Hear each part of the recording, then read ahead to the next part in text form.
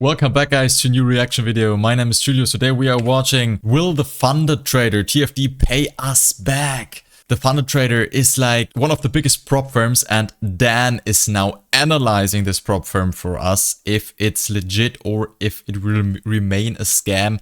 I also do have some experience with prop firms. I traded prop firms for like 1 or 2 years, and I do not have the best experience with some of them.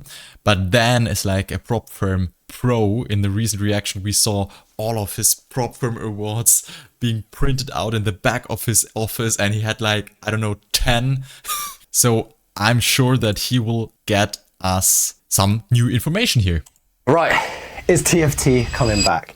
Now, this is a video that I have been very frustrated for myself. Was I gonna make or was I not gonna make? Because on one hand, I don't want to give them the exposure, you know, on my YouTube channel, the fact that I'm making a video about TFT. Also, on the other hand, yeah, so basically, as far as I know, he's mostly only working with FTMO for his trading.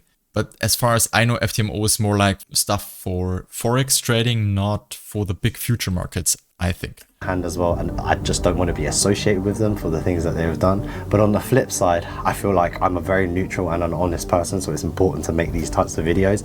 And for you dumb motherfuckers as well, that's well, say, oh, he's paid by TFT and everything. That listen, I've shown like I am owed over 15 grand by TFT. I'm owed. Oh wow. So it actually was unable to get its payouts from this prop firm provider. And I think that's the worst thing that can happen. You know, guys, and I know how really hard it is to be profitable on those prop firm accounts, to really make money on it. Now imagine you paid those evaluation accounts again and again and again. You maybe paid $1,000 until you finally were able to be successful in trading, to be good enough to pass a challenge, to make money on this account, and then you want to get the payout and the prop firm is not paying you. Wow, imagine that. You worked like maybe a month for this and you're just not getting the payout. I think that's the worst case scenario. Over 15k by SFT as well, which is under the same company. So I'm owed over 30k. So where am I getting paid to make these videos? I make these videos because I would want to watch this. I would want to know what's going on, and I'd like to stay up to date with the prop firm market, especially because like I feel like, especially Twitter, it's just blown up with like these prop firm polices, and it's just been like incredibly negative. So be the change that you want to see, and I want to be the positive spin. So in this video, I'm going to be talking about, is TFT coming back? What's the pros? What's the con? What do I like? What I don't like? And what can we expect from the whole prop firm market? So let's get to it. Well, what's happening, guys? My name's Dan Chung, aka Champ, a 2.5 million verified trader on the funded side of things, but not just that as well. I do have private equity. I've got my own track record, and not only that, I did a whole FTMO series recently, from zero to hero, buying the challenge. Yeah, this is what we watched, where he lost his FTMO account in like week 4 or something of his challenge. Transparently showing you. And here are prop firm certificates printed out. I found that so funny. Phase 1, the dashboards, tell me someone else who would do that as well. Passed it, got the payout, and I'm only funded with one firm because I just don't trust myself trading with any other firms at the moment other than CK Capital, but I can't trade there. So as you guys know, in this video we're going to be talking about TFT, and if you didn't know, to kind of give you a little bit of a catch up, is the Funded Trader, aka TFT, was probably the biggest firm after my Forex funds and FTMO. So there were the top 3 firms in the past like 4 or 5 years. So we had FTMO as number 1, my Forex funds, because they had 8%. They had one of the best conditions at 8% profit target and 12% drawdown.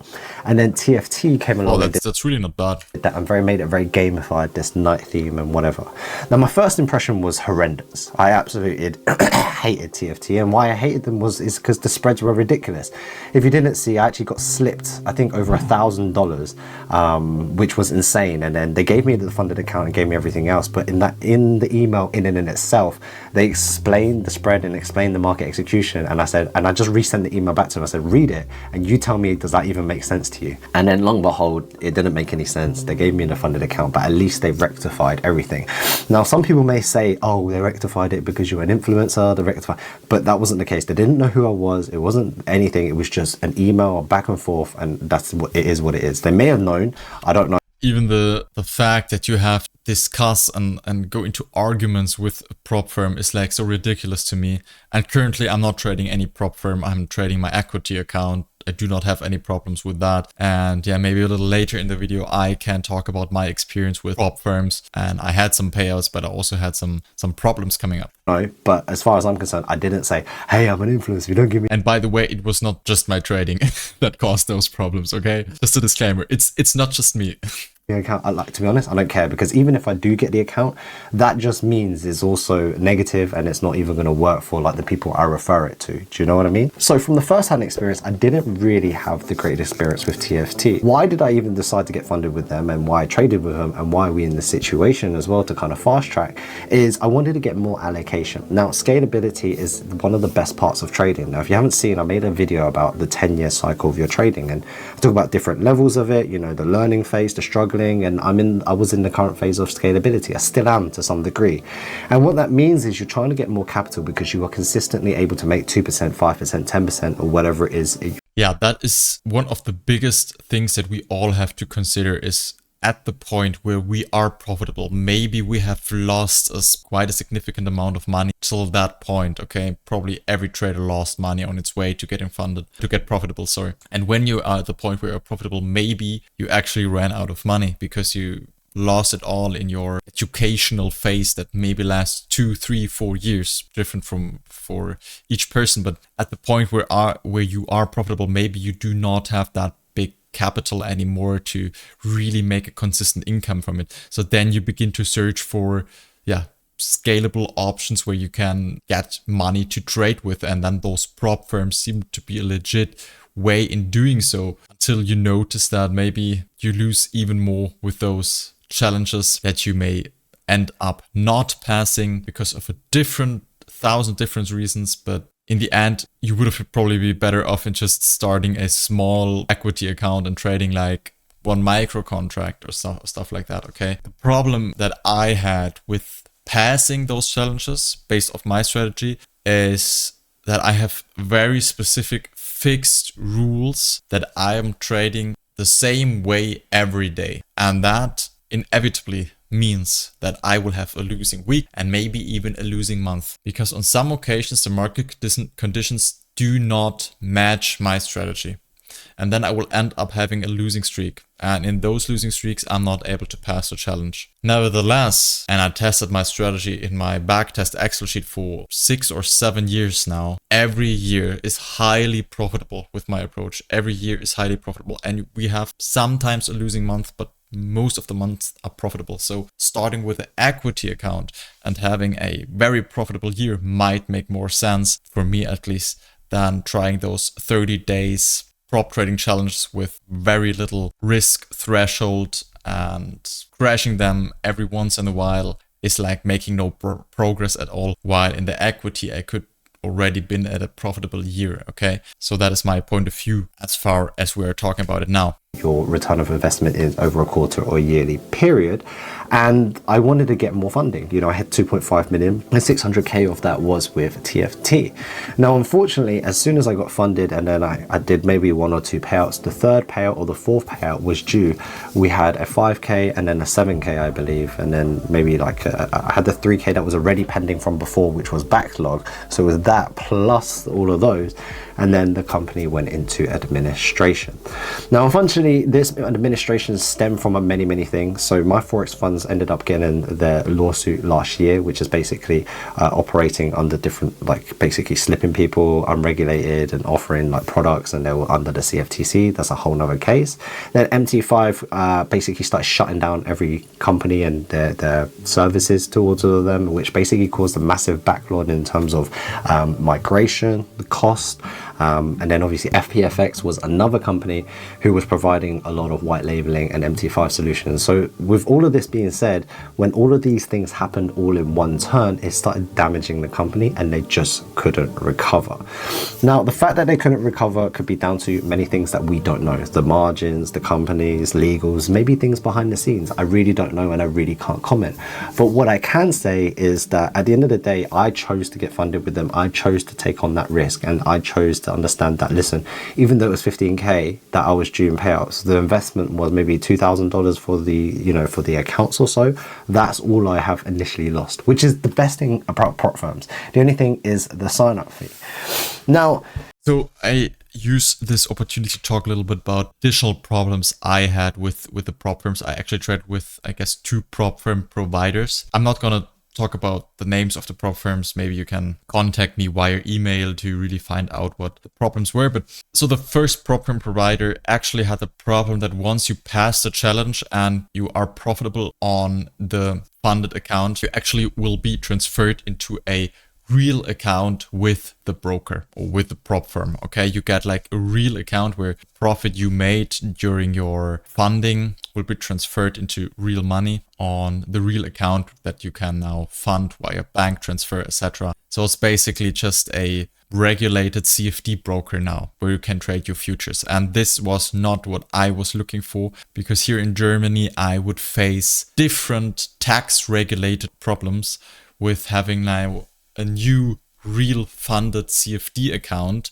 on my name. Now, the tax regulation is a little different on those accounts than on a just prop trading account, where I'm, so to say, the prop trader who is paid if I'm successful or not, but the account is not a real account that is running on my name and that I have to fund via bank transfer. Okay, so that was the first problem, tax regulated stuff. And then the second prop firm I was using had very good conditions and was also just a prop firm where I'm just a prop trader and not having a real account. It's just like demo account, which I was looking for. The problem there was that the rules were made so difficult for the people to have a lasting account. For example, I had no problems with my trading at that time for this prop firm.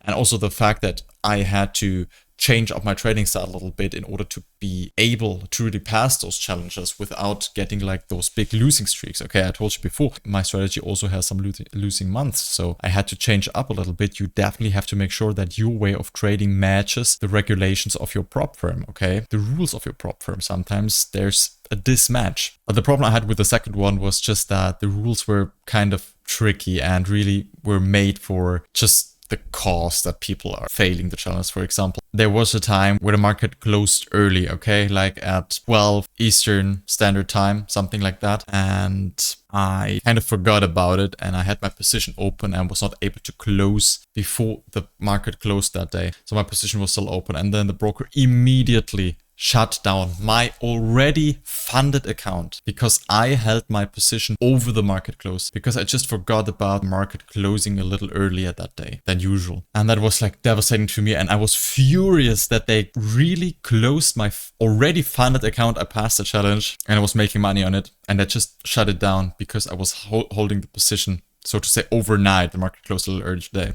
And then on a second occasion, usually I'm holding my positions, especially if there are like trending markets, really until the last minute of market open. And with the fact that I mentioned previously, it's like a fine line between losing your account or not. I'm really holding the position until the last few seconds before the market close. And as always, I closed the position early enough, but nevertheless, the broker said, okay, you held your position over the market close. And again, they shut me down, even though I'm 100% sure that I closed it on time. And those little things got me so furious that I was saying, okay, I'm just wasting my valuable time with those prop firm stuff, challenges and funded accounts, while I could already make good money on a maybe a little smaller equity account. So I immediately switched to equity account and never did those prop firm challenges anymore. Yeah, after you lose some funded accounts just because the rules are a little too tricky for you that day, that's not a good feeling, I can tell you that. Okay, let's continue here with Dan. With that all being said,